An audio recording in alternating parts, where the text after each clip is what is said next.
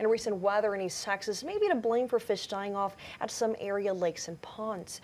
KTRE's Vanessa Johnson explains how these events may be related to the rain.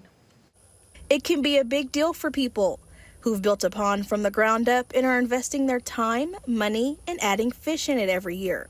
Boat Cycles owner Ken Hill, who specializes in pond management, says fish die-offs can be serious. If you've ever seen a pond covered with dead fish, besides losing all of that and having to consider what you're going to do to clean it up, it's just something nobody wants to encounter. In the summer, high temperatures make it hard for the water to hold oxygen.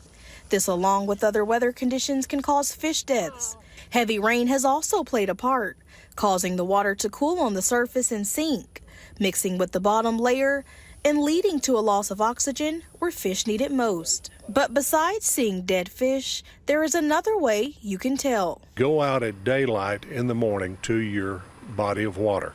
If you see the water just kind of working alive on top, that is the fish population coming to the top, trying to get oxygen. Hale says that if you do encounter this, to fix the problem quickly, he recommends asking a professional, as there are many factors that play into it. The main solution and the best insurance policy that you can have is to install an aerator. A surface aerator circulates the water and increases oxygen.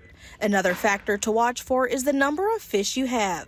According to the Texas A&M AgriLife Extension, you should keep no more than 1,000 pounds of fish per surface acre. Vanessa Johnson, KTRE, East Texas, News 9. Hal says fish die-offs are mostly seen from mid-July to the end of September due to the high temperatures.